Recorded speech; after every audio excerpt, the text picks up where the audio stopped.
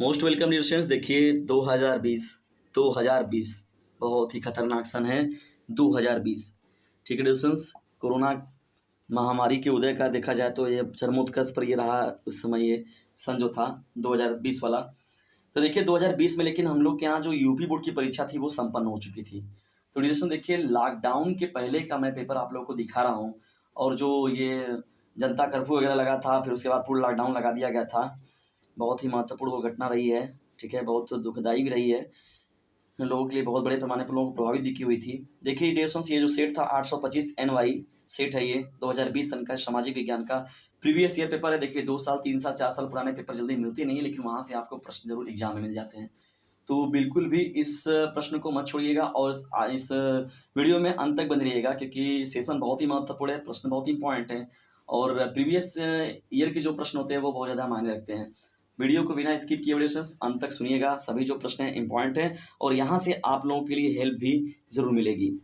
तो चलिए स्टार्ट करते हैं। देखिए सामाजिक विज्ञान में बातें यहाँ पर आप जान ही रहे हैं, इस सबके बारे में तो बताने की ज़रूरत है नहीं। सामान्य निर्देशों को मैं ऑलरेडी कई वीडियोज़ में अपने बता चुका हूँ, आप लोग उसको एक बार देख लीजिएगा, पढ़ के देखिए 15 मिनट मिलता है तो उसको डिस्कशन अच्छे से पढ़ लिया करिए, ठीक है। 15 में 3 घंटे 15 मिनट का पेपर होता है तो उसको बाकायदे आप पढ़ लीजिए 15 मिनट में पेपर प्रश्नों को अच्छे से, उसके बाद ही आप प्रश्नों को टच करना प्रारंभ कीजिए। देखिए खंड क में बहुविकल्पी प्रश्न आप लोग को मिला। देखिए फ्रांस में गणतंत्र की घोषणा किस वर्ष हुई थी? 1815, 1830, 1848, 1871। तो डिस्टेंस इस प्रश्न का जो राइट आंसर है फटाक से जाकर आंसर दीजिए, ठीक है। आज आपके जी में ज़्यादा काम मैं दूंगा, ठीक है, बिल्कुल भी आप लोग काम नहीं करते हैं, केवल लापरवाही कर रहे हैं। और इस समय आप लोग को प्री बोर्ड में अब आप लोग को क्या वार्षिक में बैठना है, तो तैयारी आपकी कैसी इस समय आप समझ लीजिए, इस पेपर के माध्यम से आपकी चेकिंग हो रही है। मैं पूरा का पूरा आप लोगों को अवेलेबल ही चीज़ें कराऊंगा। उसके अलावा मैंने डिस्टेंस क्लास 10th के और क्लास 12th के बहुत ही मोस्ट इंपॉर्टेंट लेक्चर बना रखे हैं। सब्जेक्ट वाइज प्लेलिस्ट जाएगी, डीजे सर चैनल का जब पेज खोलेंगे तो वहाँ से आप प्लेलिस्ट देखेंगे, तो अपने रिलेटेड सब्जेक्ट का जब खोजेंगे उसको स्क्रॉल करके तो उसमें ऑलरेडी आप लोग को अपने विषय का जो मोस्ट इंपॉर्टेंट होगा वो मिल जाएगा। दूसरा हम लोग का प्रश्न है, गुलामगिरी का लेखक कौन था? डॉक्टर भीमराव अम्बेडकर, ज्योतिबा फुले, कैलाश वासिनी देवी, रामस्वामी नयकर। भारत वापस आने पर गांधी जी ने पहला सत्याग्रह कहाँ किया था? चंपारण में, देखिए बारडोली में, अहमदाबाद में, खेड़ा में। देखिए बहुत पॉपुलर जगह है चंपारण ना, ये याद रखिएगा। संविधान की 8वीं अनुसूची में कितनी भाषाओं को मान्यता दी गई थी? देखिए 20, 21, 22, 23। बहुत ही महत्वपूर्ण बात है। देखिए यहाँ पर ये प्रश्न जो है 8वीं अनुसूची में ना कितनी भाषाओं को दिया गया था, जल्दी से बताइए।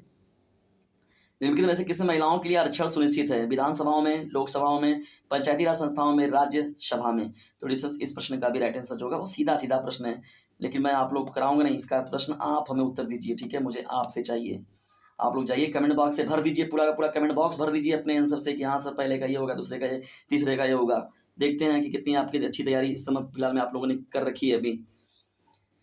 संविधान में उल्लिखित 3 सूचियों में से निम्नलिखित में से कौन सा विषय समवर्ती सूची में शामिल है? देखिए डिस्टेंस जो राज्य सूची होता है, केंद्रीय सूची होता है और ये क्या होता है, समवर्ती सूची होता है। शिक्षा, कृषि, पुलिस, रक्षा। बताइए इनमें से कौन सा जो है जो समवर्ती सूची में शामिल है? जल्दी से बताइए, बहुत सीधा सीधा प्रश्न पूछा जा रहा है, बिल्कुल एक भी कठिन नहीं है। आगे बढ़ते हैं हम लोग। देखिए 7वें प्रश्न की और अति लघु उत्तरीय प्रश्नों में देखिए 7वां प्रश्न हम लोग क्या है, जर्मनी के एकीकरण में सबसे महत्वपूर्ण योगदान किसका था? जर्मन राष्ट्र का प्रथम सम्राट कौन घोषित किया गया? बहुत ही महत्वपूर्ण प्रश्न है डिस्टेंस। 8वां हम लोग का प्रश्न है, गांधी जी ने अपनी पुस्तक हिंद स्वराज में असहयोग आंदोलन के पक्ष में क्या तर्क दिया था? ये भी बहुत प्रश्न महत्वपूर्ण है और रेडिएशंस मैंने इसके बारे में ऑलरेडी हल भी करा के रखा है, उसको आप जाकर जब प्लेलिस्ट को पलटेंगे तो वहाँ से आपको आपका जो डाउट है वो क्लियर हो जाएगा। 9वां हम लोग का प्रश्न, यदि सत्तारूढ़ दल धर्म को शासन का आधार मानता है तो उससे क्या हानियां होंगी? 2 तर्क दीजिए। इसके बारे में रेडिएशंस मैंने अच्छे से बात कर रखा है। देखिए लघु उत्तरीय, मैं यहाँ पेपर आप लोग को दिखा रहा हूँ, ध्यान देखिए। लघु उत्तरीय प्रश्न में जब हम लोग चलेंगे, साइमन कमीशन की रिपोर्ट ने से कांग्रेस की असंतुष्ट थी। कांग्रेस ने किस नई नीति की घोषणा की? अथवा देखिए पूना पैक्ट पर किसके हस्ताक्षर हुए, उनकी 2 शर्तें लिखिए, उसकी 2 शर्तें। पूना पैक्ट बहुत ही महत्वपूर्ण पैक्ट है, याद रखिएगा इसको ना, बहुत ही महत्वपूर्ण है, बहुत ही महत्वपूर्ण है ये पूना पैक्ट। 11वां हम लोग का प्रश्न, जाति पाधारी निर्वाचन होने से क्या हानियां है? किन्हीं 2 हानियों का उल्लेख कीजिए। हानियां वो आप लोगों से छुपा नहीं है, आप लोग एकदम अच्छे से जान रहे हैं। हानियां ये धर्मवाद जातिवाद से क्या ज़्यादा कितना ज़्यादा होगा प्रॉब्लम, ये तो सभी लोग अच्छे से, शिक्षित व्यक्ति बहुत अच्छे से जानता है और अगर पढ़ा लिखा नहीं भी है वो भी बहुत अच्छे तरीके से जानता है इस चीज़ों को।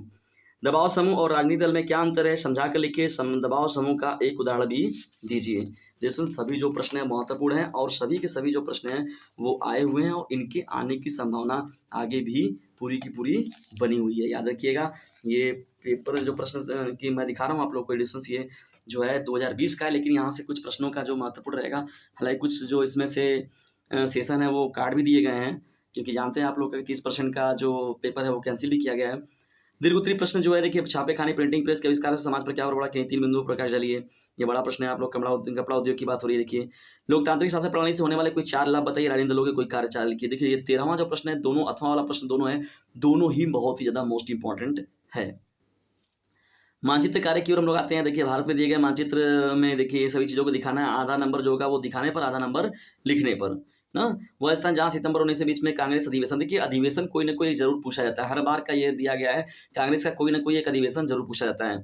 वह स्थान जहां जलियांवाला बाग हत्याकांड हुआ था, ये भी बताना है आप लोग को। सब पॉपुलर क्वेश्चन है और नामी है।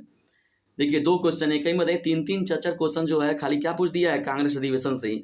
वह स्थान जहां 1927 में कांग्रेस का अधिवेशन हुआ, वह स्थान जहां सूती मिल श्रमिकों का सत्याग्रह हुआ था, वह स्थान जहां 1934 में कांग्रेस का अधिवेशन। देख रहे हैं कई प्रश्न में आपका 3 जो पूछ दिया कांग्रेस अधिवेशन से ही पूछ दिया।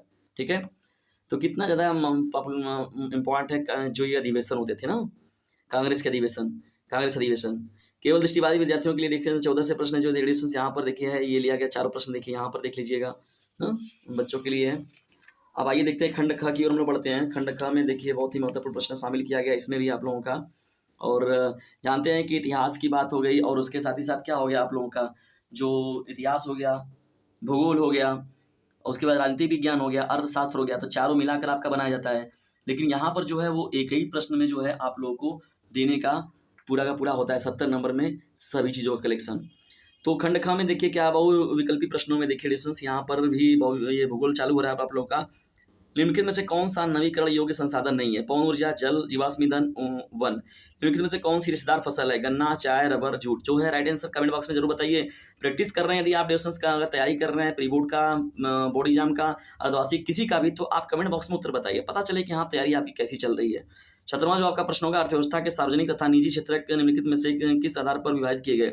रोजगार के शर्तों पर, आर्थिक गतिविधि के स्वभाव पर, उद्यमों के स्वामित्व पर, उद्यम में नियोजित श्रमिकों की संख्या पर।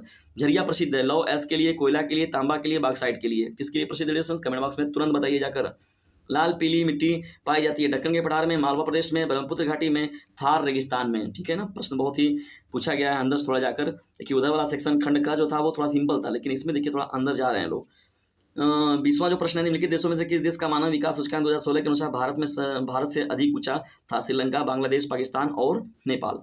तो जो भी राइट आंसर डिसीजन देखिए करंट, अब ये भी प्रश्न इंपॉर्टेंट बन जाता है आप लोगों का कि ये भी एक करंट से भी रिलेटेड एक क्वेश्चन पूछ सकता है। अति लघु उत्तरीय प्रश्नों की ओर हम लोग बढ़ते हैं। देखिए प्रछन्न छिपी हुई बेरोजगारी से आप क्या समझते हैं? देखिए बेरोजगारी इंपॉर्टेंट पॉइंट है, इस समय डिस्टेंस पूछ सकता है आपसे, बेरोजगारी वाला जो टॉपिक है ना, ये इंपॉर्टेंट है आप लोगों का। उसके बाद देखिए 22वां जो प्रश्न है, किन्हीं 2 राज्यों के नाम बताइए जहां काली मिट्टी पाई जाती है। इस मिट्टी पर मुख्य रूप से कौन सी फसल उगाई जाती है? बहुत पॉपुलर क्वेश्चन है, बहुत पॉपुलर। काली मिट्टी से कुछ ना कुछ रिलेटेड प्रश्न जरूर पूछा जाता है। औपचारिक तथा अनौपचारिक ऋणों में कोई 2 अंतर लिखिए ऋणों में। ठीक है, धात्विक खनिज किसे कहते हैं? ऐसे 2 खनिजों के नाम। धात्विक खनिज देखिए डेफिनेशन इसका भी पूछता है, नियमित तौर पर पूछा गया है ये। ऊर्जा के पारंपरिक स्रोत, ये भी बहुत महत्वपूर्ण प्रश्न है। भारत में खनिज तेल के 2 क्षेत्रों के नाम बताइए। देखिए ये दोनों ही प्रश्न जो है बहुत ही महत्वपूर्ण है। अर्थव्यवस्था के क्षेत्र से तो ये प्रश्न जो है ज़्यादा इंपॉर्टेंट, तो अर्थव्यवस्था का संगठित क्षेत्र में श्रमिकों की 3 समस्याओं का उल्लेख कीजिए, ये प्रश्न है आपका। अथवा में देखिए बहुत ज़्यादा मोस्ट इंपॉर्टेंट, महात्मा गांधी राष्ट्रीय ग्रामीण रोजगार गारंटी अधिनियम 2005, जिसे मनरेगा के नाम से भी लोग जानते हैं। गाँव का ये बहुत ही महत्वपूर्ण ये काम है डिस्टेंस ना। दीर्घ उत्तरीय प्रश्न में देखिए बहुत पॉपुलर क्वेश्चन है, अगर इसको तैयार आप कर लेते हैं तो पेपर 2-3 तो समझ लीजिए आप तैयार कर लिए, और आपका हिंदी वगैरह में जो प्रदूषण वाला प्रॉब्लम रहेगा वो निबंध लिखने के लिए उसका भी काम कर जाएगा। पर्यावरण प्रदूषण से आप क्या समझते हैं? हमारे उद्योग हमारे पर्यावरण को कैसे प्रदूषित करते हैं, इसके बारे में तो मुझे बताने की जरूरत नहीं है, आप बहुत बेहतर तरीके से लिख सकते हैं। पर्यावरण के 40 शब्दों में लिखना है। स्वर्णिम चतुर्भुज महाराज मार्ग, राष्ट्रीय राजमार्ग, राज्य राजमार्ग हो गया। उसके अलावा देखिए यहाँ पर व्यापार और निवेश नीतियों का उदारीकरण वैश्वीकरण प्रक्रिया किस प्रकार सहायक करती है? उपभोक्ता से रिलेटेड देखिए प्रश्न पूछा गया जागरूकता वाला। अब यहाँ पर जब इतिहास का वो हो गया आप लोग का मानचित्रकार, तो भूगोल से रिलेटेड भी देखिए मानचित्रकार पूछेगा। बांध की बात हो गई, नदी तालाबों की बात हो गई, तो देखिए यहाँ प्रश्न पूछा गया। राणा प्रताप सागर बांध जो है चीन द्वारा बताइए। चाय उत्पादन क्षेत्र का कोई बताइए। लौह इस्पात उद्योग के केंद्र कोई बताइए। रांची नगर को चीन द्वारा बताइए। नर्मदा नदी को बताइए। तो डिस्टेंस इस प्रकार से देखिए जो दृष्टिबाधित बच्चों के लिए है, यहाँ पर प्रश्न नीचे दिया गया। ठीक है डिस्टेंस, तो इस प्रकार से आप लोग का जो है ये मॉडल पेपर के बारे में बताया गया। ये डिस्टेंस मॉडल पेपर को मैंने इसलिए डिस्कशन कर दिया क्योंकि ये लॉकडाउन से पहले का है, लेकिन इंपॉर्टेंट है क्योंकि जानते हैं कि प्रश्नों का जो सिलेक्शन होता है यूपी बोर्ड में ज़्यादातर क्या होते हैं, प्रश्नों को रिपीट ही किया जाता है। अगर आप 4 से 5 साल का प्रीवियस पेपर अगर दोहरा लेते हैं अच्छे से, तो समझ लीजिए आपका 70 नंबर का जो पेपर होगा, 80 नंबर, जो भी 100 नंबर का पेपर होगा, पूरा का पूरा उसी में से आना है। ठीक है दोस्तों, इसको अच्छे से तैयार कर लीजिए। अगर कोई प्रॉब्लम होती है तो कमेंट बॉक्स में बताइए, हम आप लोग के लिए तो अवेलेबल हैं ही।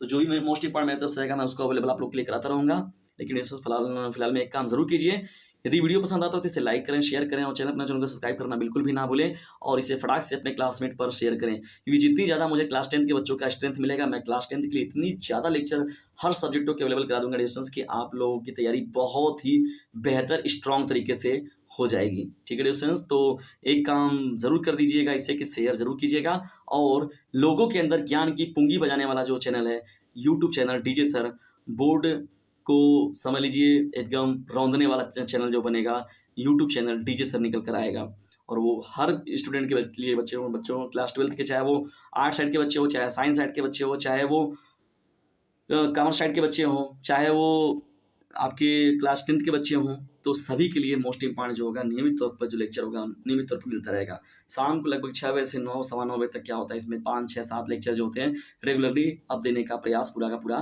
किया जाएगा। तो डिस्टेंस अपने क्लासमेट पर शेयर फटाक से जरूर कीजिए।